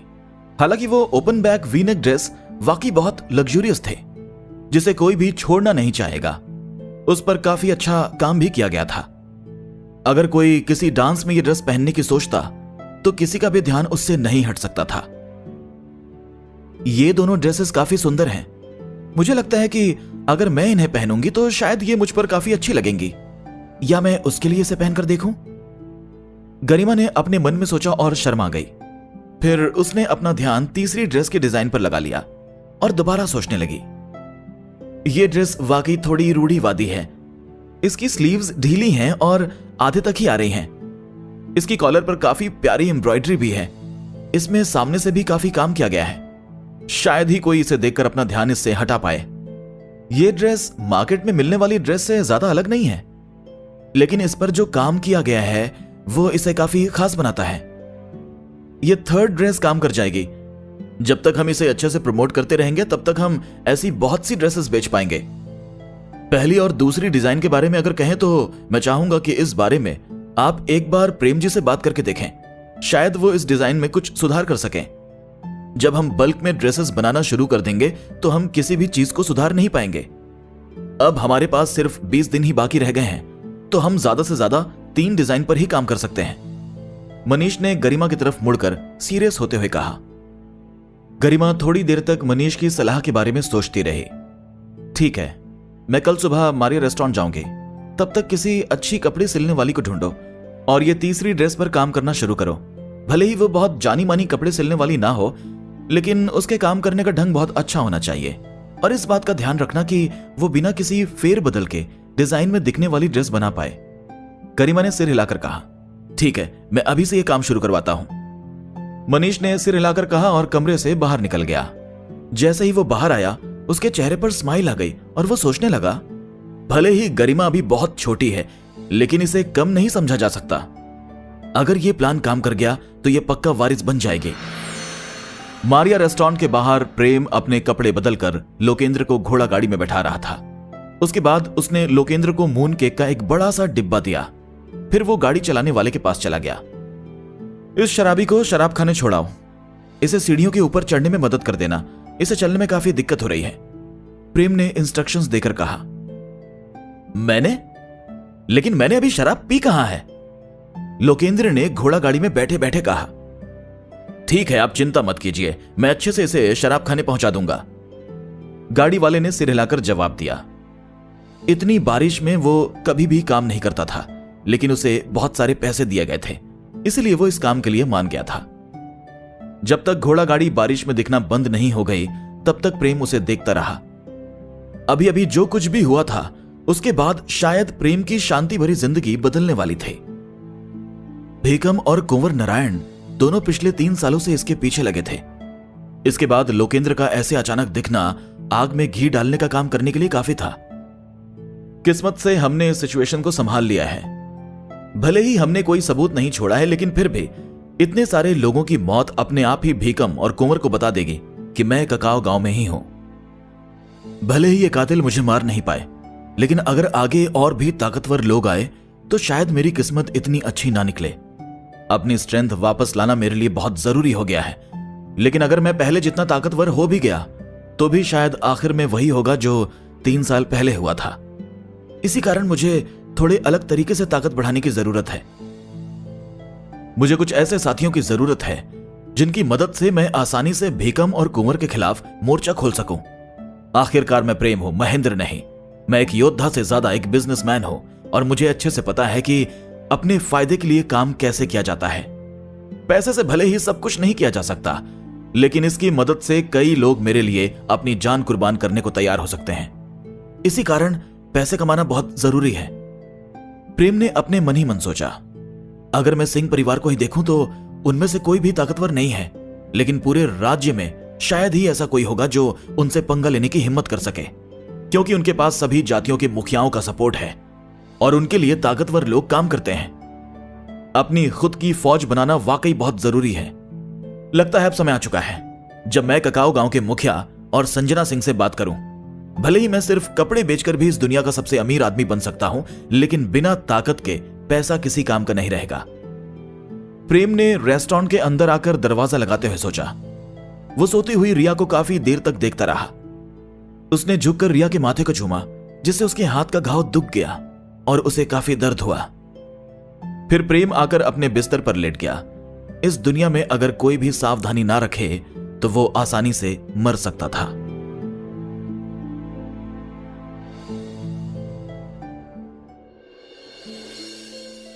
अगली सुबह उठने के साथ ही सिस्टम ने प्रेम को नया मिशन दे दिया, जिसमें अगले 5 दिनों के अंदर प्रेम को मारिया रेस्टोरेंट की एक और ब्रांच खोलनी थी, जिसके इनाम के तौर पर कुकिंग के बादशाह का प्राइज व्हील भी खुल सकता था। प्रेम और सिस्टम ने बहुत देर तक बहस की और इसके बाद एक आइसक्रीम शॉप खोलने की बात पक्की हुई, जिसके रिनोवेशन के लिए प्रेम ने सिस्टम को 1000 सोने के सिक्के दिए। दूसरी तरफ गरिमा कपड़ों की डिजाइन लेकर अपनी घोड़ा गाड़ी से मारिया रेस्टोरेंट में पहुंच गई। इतनी सुबह सुबह रेस्टोरेंट आने के लिए माफी मांगने के बाद जैसे ही गरिमा रेस्टोरेंट के अंदर आई, उसने प्रेम को सारी समस्याएं ठीक तरह से बताईं। उसे ड्रेस की 2 डिजाइन्स को लेकर समस्या आ रही थी। इसके बाद प्रेम ने गरिमा को तीनों ड्रेस के बारे में अच्छे से समझाया। उसने बताया कि कौन सी ड्रेस किस क्लास के हिसाब से एकदम ठीक रहेगी और इसके रेट्स कितने रखे जा सकते हैं। प्रेम की बातें सुनकर गरिमा की आंखों में चमक आ गई। वो अभी तक प्रेम को सिर्फ एक अच्छा शेफ समझती थी, लेकिन प्रेम तो एक अच्छा मार्केट एनालिस्ट बनकर भी सामने आया था। उसने बहुत ही बारीकी से कस्टमर साइकोलॉजी के हिसाब से सारी बातें गरिमा के सामने रखी थी। इसके बाद प्रेम ने गरिमा से अपनी ड्रेसेस की ब्रांड के नाम के बारे में भी सोचने के लिए कहा, क्योंकि उसे मालूम था कि बिना किसी ब्रांड नेम के कोई भी चीज फेमस नहीं हो सकती थी। जब गरिमा चली गई और यामिनी और श्रुति रेस्टोरेंट खोलने से थोड़ी देर पहले आई, तो प्रेम ने यामिनी और श्रुति से 2 नए एम्प्लॉइज को नौकरी पर रखने की बात कही। फिर प्रेम ने उन्हें मारिया रेस्टोरेंट की नई ब्रांच के बारे में भी बताया। फिर उसने यह भी बताया कि यह सिर्फ एक आइसक्रीम शॉप होगी। फिर प्रेम ने यामिनी से उस आइसक्रीम शॉप की मैनेजर बनने के बारे में कहा, जिसे सुनकर यामिनी एकदम बौखला गई। वो एक वेट्रेस के तौर पर ही काफी खुश थी और अब प्रेम उसे एक बहुत बड़ी जिम्मेदारी सौंप रहा था। प्रेम ने उसे ऐसा ऑफर इसलिए दिया था क्योंकि प्रेम के अलावा सिर्फ यामिनी ही थी जो आइसक्रीम मशीन का इस्तेमाल करना जानती थी। लेकिन यामिनी को मारिया रेस्टोरेंट में काम करना और कस्टमर्स को सर्व करना बहुत ज्यादा पसंद था। इसलिए प्रेम ने एक तरीका निकाला कि आइसक्रीम शॉप सिर्फ मारिया रेस्टोरेंट के ब्रेक टाइम में ही खुलेगी।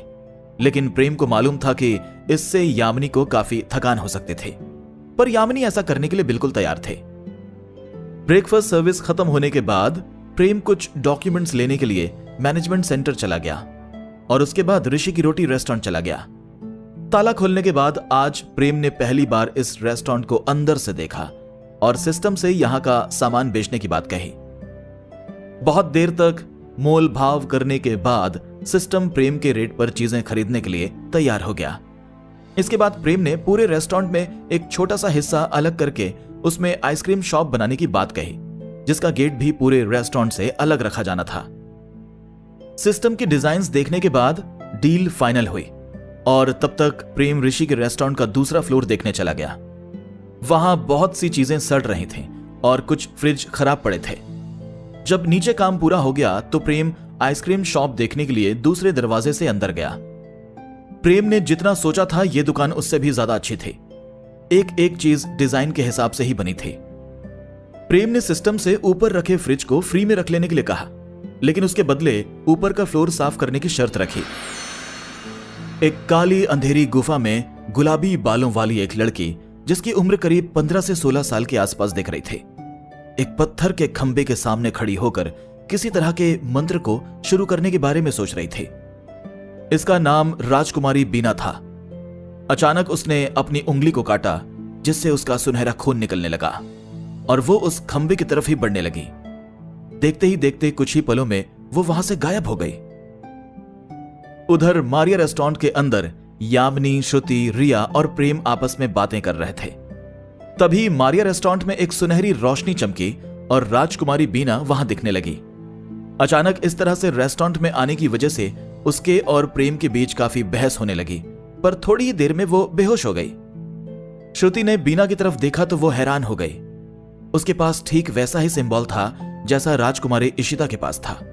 बस अंतर इतना था कि राजकुमारी इशिता का सिंबल गोल्डन था और बीना का सिंबल पिंक था। श्रुति ने सभी को बताया कि बीना 7वें लेवल की एक स्पेस मैजिशियन है। तभी श्रुति ने बीना पर अपना जादू किया, जिससे बीना बेहोशी से उठ गई। वो भूख से तड़प रही थी। इस वक्त प्रेम अपने हरे भरे कबाब बनाकर तैयार था। जैसे ही कबाब की खुशबू बीना की नाक में गई, उसकी भूख और ज्यादा बढ़ गई। इसके बाद बीना से रहा नहीं गया और वो प्रेम से खाने के बारे में पूछने लगी। आखिरकार प्रेम ने भी उसे हरे भरे कबाब खाने के लिए दे दिए। क्या मैं इतना सुंदर हूं कि तुम कहीं और देख ही नहीं पा रही हो? प्लीज अपना खाना खाओ, अगर तुम दोबारा बेहोश हो गई तो काफी दिक्कत हो जाएगी, प्रेम ने स्माइल करके कहा और किचन में चला गया। कितना बदतमीज है, बीना ने दांत पीसते हुए सोचा, लेकिन दोबारा अपने हरे भरे कबाब खाने लगी। उसने अगला कबाब उठाया जिसका रंग पिछले वाले से बिल्कुल अलग था। उसे खाने के बाद कबाब का टेस्ट उसके मुंह में घुल गया। उसे भी दूसरे टुकड़े का स्वाद पहले वाले से बिल्कुल अलग लगा था और यह भी उतना ही अच्छा था। कबाब खाते खाते बीना की भूख और खुल गई। उसने कभी ऐसी चीज नहीं खाई थी और वह खुद को कबाब खाने से रोक नहीं पा रही थी। कबाब खाने के बाद जो सबसे खास बात हुई थी वो ये थी कि उसकी थकान गायब हो चुकी थी। उसके शरीर में काफी एनर्जी आ चुकी थी और भरे हुए पेट ने उसे पूरी तरह से होश में ला दिया था। गुलाबो दीदी, आपका नाम क्या है? आप किस तरह की राजकुमारी हैं? मुझे ऐसा क्यों लग रहा है कि आप बहुत दिनों से भूखी थीं? कहीं ऐसा तो नहीं कि आपका राज्य तबाह हो चुका है और आपके दुश्मन आपका पीछा कर रहे हैं? रिया ने क्यूरियस होकर सवालों की झड़ी लगा दी। रिया के सवालों से यामिनी और श्रुति का ध्यान भी उस तरफ ही चला गया। प्रेम अभी अभी किचन से बाहर आया ही था और उसने भी क्यूरियस होकर बीना की तरफ देखा, जिसके बाद वो भी उसके जवाब का इंतजार करने लगा। उसे मालूम था कि स्पेस मैजिशियन वाकई काफी कम पाए जाते हैं और उसके बाद बीना तो 7वें लेवल की मैजिशियन भी थे। ककाओ स्कूल के प्रिंसिपल नवीन एक स्पेस मैजिशियन थे। ये लड़की अभी काफी कम उम्र की थी और वो भी 7वें लेवल तक पहुंच चुकी थी। शायद वो आने वाले समय में बहुत बड़ी स्पेस मैजिशियन भी बन सकती थी। मेरा नाम बीना है और मैं चांद देश की एकमात्र राजकुमारी हूं। तुम लोग चांद देश में ही रहते हो और तुम मुझे भी नहीं जानते, और तुम कह रही हो कि चांद देश तबाह हो गया? यह किस तरह का मजाक है? दूर दूर के राज्य वाले भी चांद देश के खिलाफ आवाज उठाने की हिम्मत ही नहीं कर सकते, बीना ने गर्व के साथ कहा। चांद देश? सभी लोग बीना की बात सुनकर हैरान हो गए। हम लोग अभी ककाओ गांव में हैं और हम पर किसी भी देश का शासन नहीं है, तो ये चांद देश नहीं है, यामिनी ने एनालाइज करके कहा। बीना, मैंने ये नाम पहले कभी नहीं सुना। मैंने या तो कालचुरी राज्य की राजकुमारी के बारे में सुना है या फिर बोनो की राजकुमारी इशिता के बारे में। इसके अलावा मैंने राक्षसों और कुछ राजकुमारियों के बारे में भी सुना है, श्रुति ने नाम में सिर हिलाकर कहा। देखो, अगर मैं गलत नहीं हूं तो शायद हम तुम्हारी बताई हुई जगह से काफी दूर हैं। कुछ भी हो, लेकिन तुम चांद पर तो नहीं रहती हो ना? प्रेम ने अजीब एक्सप्रेशंस के साथ कहा। चांद पर? प्रेम की बात सुनकर रिया की आंखों में चमक आ गई। ये चांद देश नहीं है? बीना की आंखें खुली की खुली रह गईं। उसने प्रेम और बाकी लोगों की तरफ देखा और वो उन्हें देखकर समझ गई कि वो लोग किसी भी तरह का कोई मजाक नहीं कर रहे थे। जब उसने अपनी इस हालत के बारे में सोचा तो वो परेशान हो गई। वो पहले कभी भी शाही महल छोड़कर नहीं निकली थी और जब भी उसने ऐसा करने की कोशिश की थी तो उसे उसके लोगों ने हमेशा रोक दिया था। बीना हमेशा से ही महल छोड़कर भागना चाहती थी, जिस कारण वो पिछले 10 सालों से टेलीपोर्ट करने वाले पुराने मंत्र पर काम कर रही थी। उसे मालूम था कि अगर ये मंत्र उसे महल की दीवारों से बाहर ले भी गया तो भी इतना उसके लिए काफी होगा। वो बस अपने पिता को यह दिखाना चाहती थी कि वो अब एक बच्ची नहीं रही जिसे किसी भी मदद की जरूरत हो। हालांकि ये बात साफ हो गई थी कि बीना से कुछ गलती हुई थी। वो सिर्फ शाही महल या अपने इलाके से बाहर नहीं आई थी, बल्कि वो तो अपने महाद्वीप से ही टेलीपोर्ट हो गई और ऐसी जगह आ गई थी जिसे चांद देश वाले पुराना महाद्वीप कहते थे। हाँ, ये सही है, ये चांद देश नहीं है और ना ही हमने कभी इसके बारे में सुना है, प्रेम ने सिर हिलाकर कहा। प्रेम को नहीं मालूम था कि यह लड़की असली चांद से आई थी या नहीं, लेकिन इतना तो साफ था कि वो बहाने नहीं बना रही थी। बीना ने कबाब का एक टुकड़ा उठाया और खुद को सदमे से बाहर निकालने के लिए उसे खाने लगी। थोड़ी देर बाद वो अचानक अपनी कुर्सी से उछल पड़ी। तो ये जगह वाकई चांद देश में नहीं है? बीना ने दोबारा पूछा। नहीं, बिल्कुल नहीं। शायद तुम्हारे टेलीपोर्टेशन मंत्र में कोई दिक्कत हो गई होगी जिससे तुम यहां पहुंच गई। प्रेम ने हैरान बीना की तरफ दिलासा भरी नजरों से देखकर सिर हिलाते हुए कहा। प्रेम को लग रहा था कि किसी न किसी तरह से प्रेम और बीना एक ही तरह के लोग थे, क्योंकि वो एक अलग दुनिया से ही आए थे। अगर प्रेम ने अपनी पिछली जिंदगी में एक दुनिया से दूसरी दुनिया जाने वाली कहानियां ना पढ़ी होती और अगर उसे कभी इस बारे में पता ही नहीं चलता, तो शायद प्रेम का रिएक्शन भी बीना की तरह ही होता। ये कैसे, मतलब कैसे हो सकता है ये? बीना रेस्टोरेंट में यहां वहां घूमने लगी और उसने कबाब का एक और टुकड़ा खा लिया। वो इतनी परेशान हो चुकी थी कि उसका दिमाग पूरी तरह से खाली हो गया था। अपना कबाब खत्म करने के बाद बीना ने यहां वहां घूमना बंद कर दिया और उसी जगह जाकर खड़ी हो गई जहां वो पहली बार दिखी थी।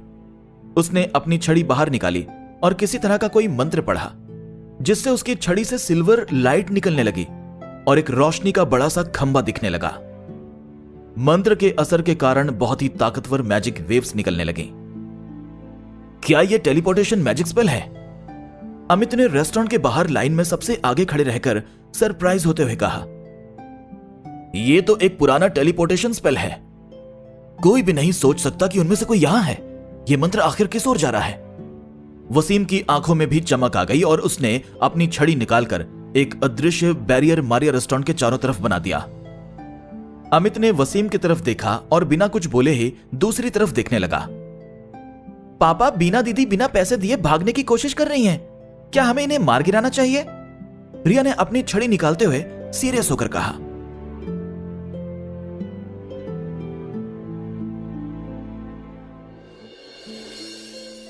राजा जी, राजकुमारी बीना गायब हो गई। एक शानदार महल में एक आदमी मुकुट पहनकर अपनी गद्दी पर बैठा था। उसे अभी अभी उसकी छोटी बेटी के गायब होने की खबर मिली थी। क्या? राजा तुरंत अपने पैरों पर खड़ा हुआ और उस संदेश वाहक के पास गया। बीना गायब हो गई? तुम तो पूरे समय उसके साथ ही रहते हो ना, फिर वो गायब कैसे हो गई? राजा जी, बस मैं 1 घंटे के लिए ही महल से बाहर गया था और राजकुमारी को उनकी नौकरानियों के पास ही छोड़कर गया था। लेकिन जब मैं वापस आया तो मुझे राजकुमारी नहीं मिली और नौकरानियों को भी उनके बारे में कुछ भी नहीं पता कि वो कहां गई। जैसे ही मैंने ये देखा, मैं आपको यह खबर बताने के लिए आ गया। संदेश वाहक सिपाही ने माफी मांगने के अंदाज में कहा। राजा ने सबसे पहले खुद को शांत किया और पूरी बात समझी। बीना कभी कभी थोड़ी बागी हो जाती है, लेकिन बिना इजाजत के वो कभी भी महल छोड़कर नहीं गई। हमारे महल के चारों तरफ तो गार्ड्स तैनात हैं, तो शायद वो महल में ही कहीं होगी। गार्ड्स, जाओ राजकुमारी को ढूंढ के मेरे पास लाओ, राजा ने कहा। राजा जी, थोड़ी देर तक हेजिटेट होने के बाद उस सिपाही ने कहा और राजा के पास जाकर उसके कान में फुसफुसाया। क्या यह सच है? राजा के एक्सप्रेशंस अजीब तरह से बदल गए। मैंने राजकुमारी को एक बार उस जगह जाते हुए देखा था, लेकिन उन्होंने मुझसे कहा था कि वो थोड़ी देर के लिए वहां खेलने जाती हैं, तो फिर मैंने आगे कुछ नहीं कहा। अगर हमें राजकुमारी महल में कहीं नहीं मिली तो मुझे लगता है कि वो वहीं गई होंगी, सिपाही ने कहा। जब तक सिपाही अपनी पूरी बात कर पाता, उसके पहले ही राजा दरवाजे की तरफ दौड़ पड़ा। थोड़ी ही देर बाद राजा और वो सिपाही एक बड़ी सी गुफा में पहुंच गए। गुफा के बीचों बीच कई सारे पुराने मंत्र लिखे हुए थे। वहां साफ साफ दिख रहा था कि यहां कुछ मरम्मत की गई थी। हालांकि बाद में मंत्र को मिटा दिया गया था और वहां दरारें बन गई थी। बीच में बस खंबे का मंत्र जैसे का तैसा था। राजा जी, इस मंत्र को इस्तेमाल किया गया है। मैजिक वेव से यह समझ में आ रहा है कि यह काम 1 घंटे पहले हुआ था, सिपाही ने राजा की तरफ मुड़कर कहा और आगे बोला। सिर्फ राजकुमारी जी ही यह मंत्र चालू कर सकती हैं। अगर टेलीपोर्टेशन पूरा हो गया होगा तो ऐसा कैसे हो सकता है? वो तो अभी एक बच्ची है। राजा बहुत निराश हो गया और वो एक मंत्र की तरफ देखने लगा। शाही महल में सिर्फ राजा को ही मालूम था कि यह मंत्र कहां लेकर जाता था। हालांकि इस मंत्र को कई सालों पहले ही नकार दिया गया था। इसे सुधारने की कई कोशिशें भी की गई थीं, लेकिन फिर भी कुछ भी हाथ नहीं लगा था।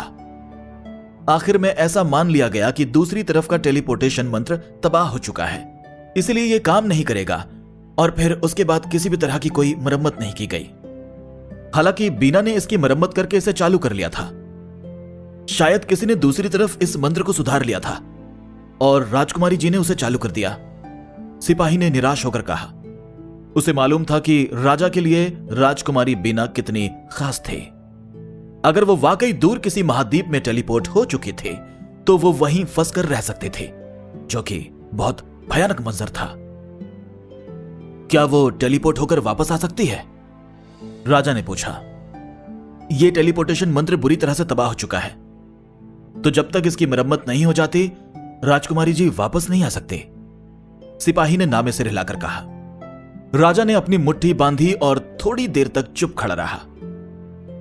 चांद देश में मेरी बात फैला दो।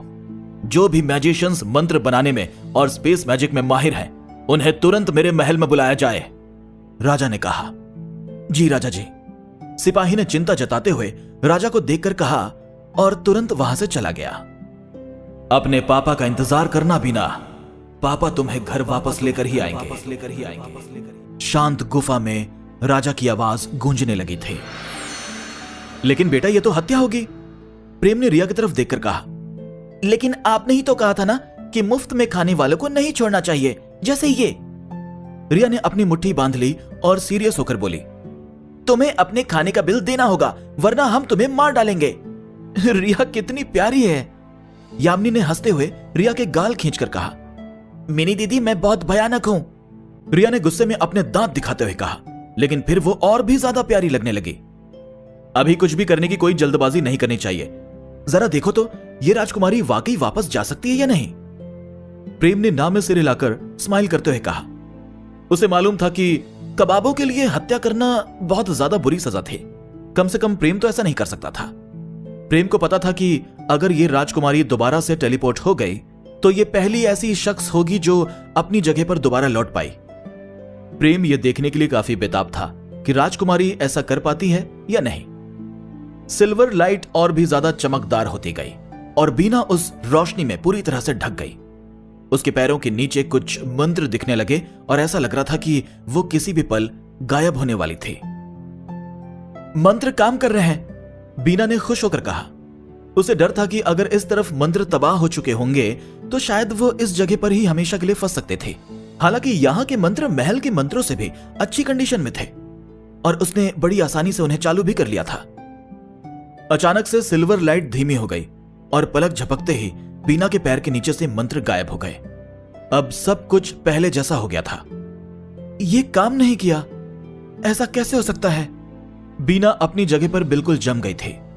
उसने जमीन की तरफ देखा और फिर अपनी छड़ी की तरफ देखने लगी। उससे यह कड़वा सच बर्दाश्त ही नहीं हो रहा था। यह काम नहीं किया। रिया की आंखों में चमक आ गई और उसने अपनी छड़ी भी नीचे कर दी। फिर वो दोबारा अपने कबाब खाने लगी।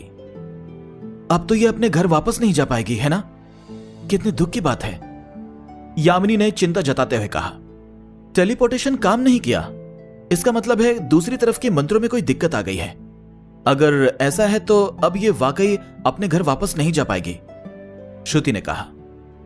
अरे कोई बात नहीं, इस बात में अच्छाई देखो, कम से कम ये जिंदा तो है। ये तो बस टेलीपोर्टेशन ही था, इसमें कोई बड़ी बात नहीं है, प्रेम ने दिलासा देते हुए कहा। बीना अब रोने लगी थी। अपनी पिछली जिंदगी में मरने के बाद प्रेम इस दुनिया में आ गया था।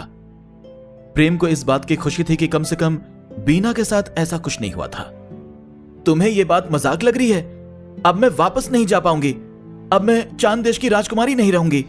अब मैं अपने महल में भी नहीं रह सकती और मुझे सुंदर कपड़े भी नहीं मिलेंगे। मैं बहुत दुखी हूं, बीना ने प्रेम की तरफ देखकर कहा और अपनी कुर्सी पर जाकर बैठ गई। थोड़ी देर सिसकने के बाद वो दोबारा कबाब खाने लगी। वाकई तुम्हारा किस्सा तो काफी दुख भरा है, लेकिन तुम जो खा रही हो उसके लिए तुम्हें पैसे देने होंगे, प्रेम ने दिलासा भरी नजरों से बीना की तरफ देखकर कहा। पैसे देने होंगे? बीना बीच में ही रुक गई।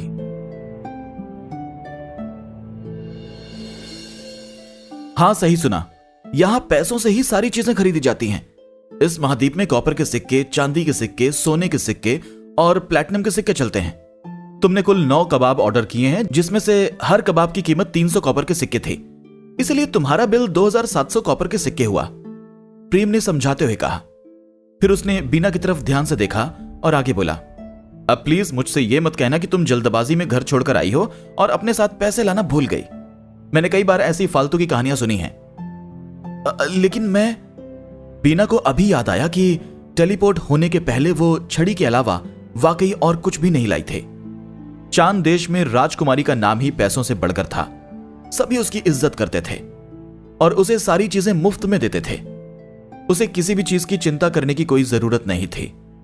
चांद देश में एक राजकुमारी होना बहुत ही बड़ी बात थी और राजकुमारी से कोई भी किसी चीज के लिए मना नहीं कर सकता था। पैसों की बात की जाए तो बीना का कभी भी उनसे सामना नहीं हुआ था और उसे मालूम भी नहीं था कि पैसे क्या होते हैं। हालांकि बीना ने जो कबाब खाए थे, प्रेम उसी के पैसे मांग रहा था, लेकिन उसकी जेब बिल्कुल खाली थी। साथ ही साथ चांद देश की राजकुमारी होना भी यहां किसी काम का नहीं था, इसीलिए अब बीना को समझ नहीं आ रहा था कि वो क्या करे। दूसरी तरफ श्रुति ने शर्मिंदगी के कारण अपना सिर नीचे कर लिया। कभी श्रुति की हालत भी बीना की तरह ही थी। उसके पास भी अपने खाने के लिए पैसे भी नहीं हुआ करते थे। बीना को देखकर उसे अपने पुराने दिन की याद आ गई। बीना दीदी, आपको अपने खाने के पैसे देने होंगे, वरना आप मुफ्तखोर कहलाओगी और मुफ्तखोरों को बहुत मार पड़ती है, रिया ने चेतावनी देकर कहा। मेरे पास पैसे नहीं हैं, बीना ने शर्मिंदा होकर कहा। अब उसे अचानक टेलीपोर्टेशन मंत्र इस्तेमाल करने के अपने डिसीजन पर पछतावा हो रहा था। उसे लग रहा था कि महल में रहने में और छोटी राजकुमारी बने रहने में ही आखिर क्या बुराई थी। बदकिस्मती से अब वो वापस भी नहीं जा सकती थी। इस अनजान जगह पर उसके सामने जो पहली मुसीबत खड़ी हुई थी वो थी अपने खाने के पैसे। साथ ही साथ बीना प्रेम की तरफ चाहे कैसे भी देख ले, लेकिन प्रेम का दिल पिघलने वाला नहीं था। उसे तो यह भी नहीं मालूम था कि कॉपर के सिक्के क्या होते हैं, लेकिन 2700 उसे कोई कम टोटल नहीं लग रहा था, जबकि वो अपने साथ अपनी छड़ी के अलावा और कुछ भी नहीं लाई थी। ये लड़की कैसी बातें कर रही है? भला कौन सा रेस्टोरेंट अपने कस्टमर्स को मार देता है अगर वो बिल ना पे कर पाए तो? बीना ने सोचा।